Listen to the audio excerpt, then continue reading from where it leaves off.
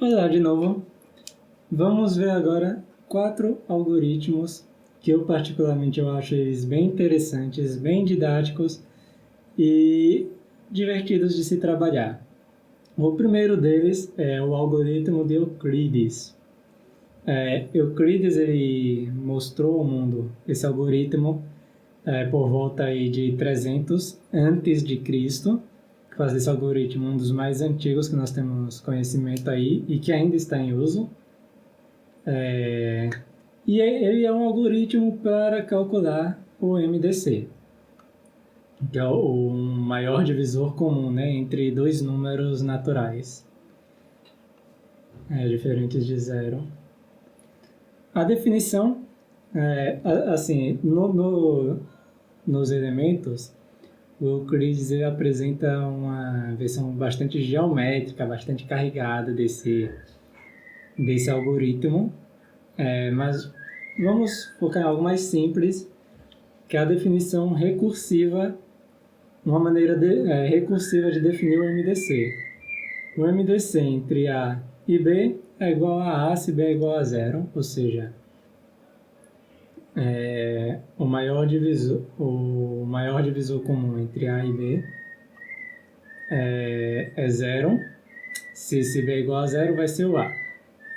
E se B for diferente de zero e menor que A, então eu faço o seguinte, eu faço que o MDC entre A e B é igual ao MDC entre B e o resto de dividir A por B. Então, se eu dividir A por B, essa é uma divisão inteira, né? Uma divisão que tem resto, então isso aqui vai dar um valor truncado. E aí A menos BQ, onde que é essa divisão, né? Vai dar aí uma formulazinha para encontrar o resto. Nós não precisamos dessa fórmula, assim, quem precisa dessa fórmula é o computador, né? Mas nós temos a nossa maneira de obter o resto. Quando fazemos uma divisão na mão, aparece lá o resto.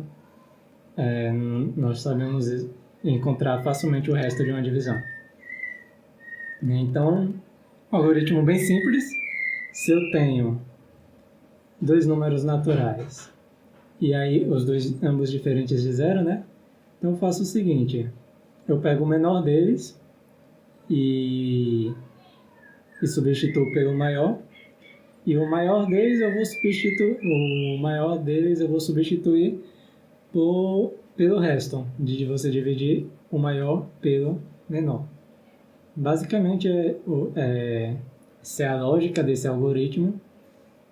Eu não vou demonstrar essa igualdade, vocês podem ver demonstrações aí na internet. Euclides demonstrou de forma geométrica. Então vamos lá, tem aqui uma função MDC. Aí vamos lembrar que o que é uma função? Ela é algo que você entrega dados de entrada e ela te devolve dados de saída. Pois bem, nossos dados de entrada vão ser dois números inteiros, e aí eu vou considerar B menor do que A. E aí se B for igual a zero, aí eu tenho que o MDC é igual a A. O MDC recebe A. É simples, e se não for, se for diferente de zero, né? Aí eu declaro aqui um inteiro R. Eu estou falando questão de deixar claro que isso é um inteiro, porque se você colocar lá no computador números reais, aí o computador provavelmente ele vai fazer cálculos reais. E aí cálculos reais, obviamente, a divisão não tem resto, não tem graça aqui. Nós precisamos de divisão trabalhando com inteiros para que o resultado seja inteiro e possua resto. Aqui é aquela formulazinha que eu mostrei para encontrar o resto, né? E aí o MDC eu chamo o MDC novamente. Então, veja aqui aquela ideia de definição recursiva de alguma coisa. Eu chamei o MDC para calcular o MDC entre A e B. Aí eu chamei a minha função MDC. Só que quando B é diferente de zero, eu chamo o MDC de novo. E aí eu vou chamando o MDC várias vezes. Vai chegar uma hora que esse resto aqui vai ser zero. E aí quando esse resto for zero, Aí a recursão acaba, e aí a máquina, né, quem seguiu o algoritmo, quem tentar executar esse algoritmo, vai obter aí o MDC entre A e B. Aí vamos lá. Tem uma outra forma, como eu disse a vocês, nem sempre é o algoritmo melhor para o computador. Ele é um algoritmo recursivo. Então vamos trabalhar a maneira iterativa desse algoritmo. A maneira iterativa simplesmente você vai perceber o fato de que, o primeiro argumento eu estou sempre trocando pelo segundo. O primeiro argumento eu troco pelo segundo e o segundo argumento da minha função eu vou trocar pelo resto. Então o que eu faço no meu algoritmo iterativo é isso. O que era o A eu transformo no B, ou seja, A recebe B. E o que era B eu transformo no resto, ou seja, B vai receber o resto. Digo receber, né? Não estou dizendo igual, digo receber, justamente para focar que isso daqui são variáveis, né? Aqui A e B são como regiões da memória do computador, são um lugarzinho especial na memória do computador que ele guarda uma informação. É uma caixinha onde você guarda uma informação. E qual a informação que eu vou guardar aqui no A? A informação que eu tinha guardado no B. Qual a informação que eu vou guardar no B? A informação que eu tenho guardado nesse R. E qual a informação que eu tenho guardado no R? Justamente o resultado aqui desse cálculo, que é justamente o resto da divisão inteira de A por B. Então, o algoritmo é esse. É um algoritmo simples. Fica o dever de casa a vocês tentar no papel mesmo usar esse algoritmo para calcular o MDC de dois números quaisquer. Por exemplo, suponha que A é 3 e B é 71. Execute esse algoritmo, faça isso aqui enquanto B é diferente de zero, e aí você vai fazendo. Você calcula o resto, você troca o A por B, e aí você vai fazendo esse enquanto, vai fazendo esse loop, você vai chegar no MDC entre 3 e 71. Ou quaisquer par de números que vocês quiserem aí. O outro algoritmo que eu quero mostrar a vocês é o crivo de Eratóstenes. Esse é um algoritmo muito legal. Já tive a oportunidade de tentar ensinar ele a crianças de 12 anos, do sexto ano, né? E muitos entenderam, esqueceram rápido, mas entenderam. Eu aprendi já na faculdade, embora esse seja um algoritmo que aparece aí em todos os livros de escola, eu só vim ter contato com ele na faculdade. E ele é muito interessante, ele serve para encontrar números primos de uma maneira muito simples e engenhosa. Ele foi desenvolvido, segundo dizem, por Eratóstenes, aquele mesmo que calculou o raio da Terra, o diâmetro da Terra, né, no caso, com base na sombra esqueci a palavrinha agora. Aquele mesmo indivíduo, ele desenvolveu esse crivo, esse algoritmo, para encontrar números primos. Quem atribui a ele esse crivo é Nicômaco, e Eratóstenes ele viveu aí por volta de 285 a 194 a.C. Então, outro algoritmo aí com mais de 2.000 anos de história, bastante útil e didático. Basicamente consiste no seguinte, é até interessante, deixa eu ir aqui no material complementar, aqui, o crivo de Eratóstenes na Wikipédia, vocês vejam ele, é muito interessante, basicamente o que você vai fazer é o seguinte, digamos que eu quero calcular todos os números primos até 120, o que é que eu vou fazer? Eu vou fazer uma lista de todos os números primos até 120, de todos os números naturais, de 2 até 120. E aí o que eu faço? Eu circulo 2 e aí eu vou riscando todos os múltiplos de 2. Eu risco 4, risco 6, risco 8, risco 10 e por aí vai. E aí eu termino riscando todos os números múltiplos de 2. O que mais eu vou fazer? Eu vou circular o 3 também. Ó. O 3 não estava riscado. Então eu circulo o 3 e eu saio riscando todos os múltiplos de 3. Eu risco 6, o 6 já estava riscado, né? Risco 9, o 12 já estava riscado, 15, o 18, que já estava riscado também. E aí eu saio riscando todos os múltiplos de 3. E aí depois vai ter qual? O 4 vai estar riscado, mas o 5 não vai estar riscado. Então o 5 eu circulo. E eu vou fazendo isso. Aí eu elimino todos os múltiplos de 5, vou riscando todos os múltiplos de 5. E aí o próximo que não vai estar riscado, o 6 vai estar riscado, né? Aí o próximo que não vai estar riscado é o 7. E assim eu vou. Eu circulo os números que não estão riscados e saio riscando todos os múltiplos da lista. É o que vai acontecer no final. Todos os números circulados, eles são números primos. Olha que algoritmo engenhoso e interessante. Então tá aqui uma maneira de implementar esse algoritmo no computador. Tá aqui o pseudocódigo para implementar esse algoritmo no computador. Basicamente o que você vai fazer é criar um vetor, né? Que vai ser a sua lista. E aí você escreve realmente nesse vetor os números e depois vai substituindo, vai riscando eles da lista. Tem aqui uns loops, vejam com calma. No final vai ter exemplos também em linguagens de programação de como implementar esses algoritmos. O outro algoritmo é a sequência de Fibonacci. E aqui está mais um exemplo de iteração.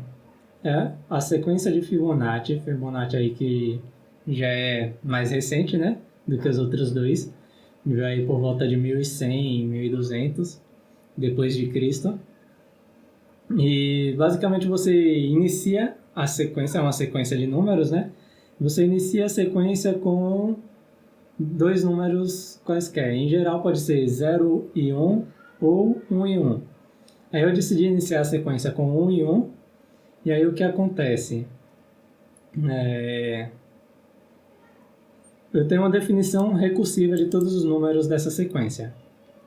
Então o próximo número ele vai ser o número anterior mais o número anterior do anterior. Só isso. É a soma. Qualquer termo da sequência da série de Fibonacci é a soma dos dois termos anteriores. Só isso.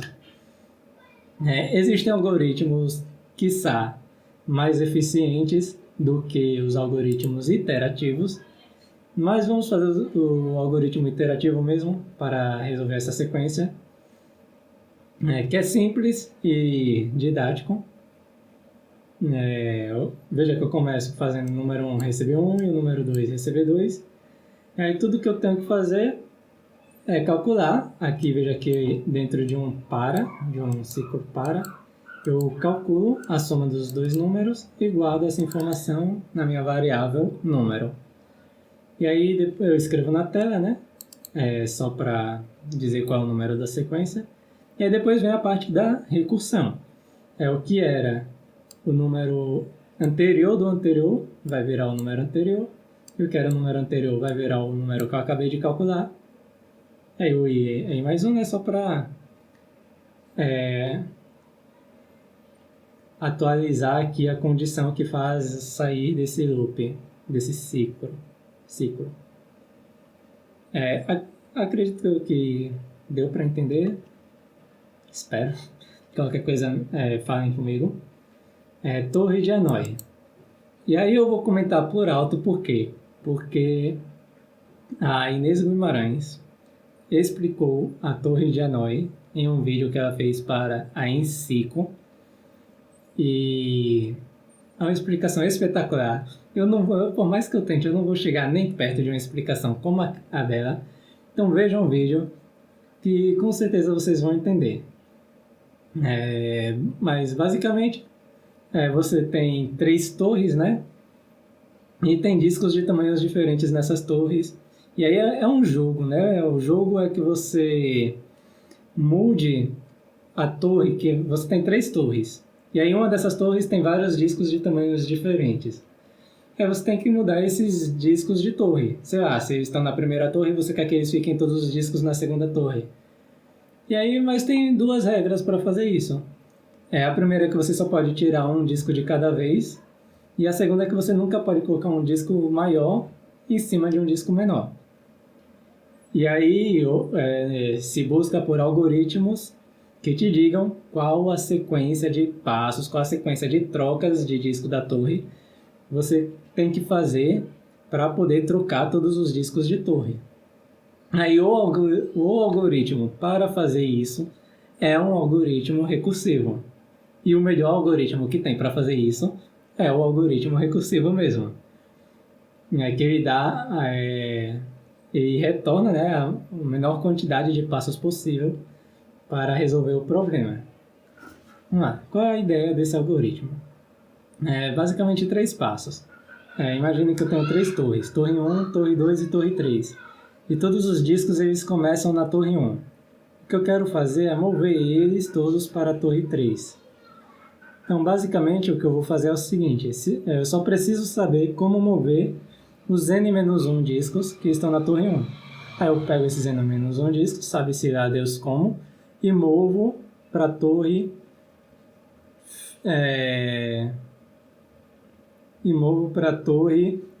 para a Torre 2. E aí o disco maior, que é o que vai sobrar embaixo da Torre 1, eu posso mover ele para a Torre final. E aí todos os discos que estão na Torre do meio, na Torre 2, sabe-se lá Deus como, eu movo eles de novo para a Torre final. E aí pronto. Ou seja, se a função Torre de Hanoi é a minha função que move todos os N discos de um pilar inicial para um pilar final, usando um pilar auxiliar, ou seja, isso daqui basicamente esse seria o meu pilar 1, esse é o meu pilar 2 e o meu pilar 3. Só estou dando nome aos bois. Então, o que eu faço? Eu chamo a função que move N para mover N-1 discos da torre inicial para a torre auxiliar, usando a torre final como auxiliar, né? E aí eu movo o último disco que sobrou lá na torre grande da torre inicial para a torre final. E aí eu torno a mover todos os N-1 discos da torre auxiliar para a torre final, utilizando a torre inicial como auxiliar. Então veja que eu não sei exatamente como eu vou fazer isso, eu só sei que a minha função faz isso. E é impressionante quando você executa o programa e ele retorna a resposta correta, e você tenta seguir na cabeça ou desenhando no papel e ver que realmente dá certo. É um algoritmo muito engenhoso e realmente interessante. Veja um vídeo da Inês, lá do canal da Enciclo, que ela vai explicar perfeitamente. Então são esses os 4 algoritmos que eu queria mostrar a vocês. E no próximo vídeo vamos falar um pouco sobre linguagens de programação.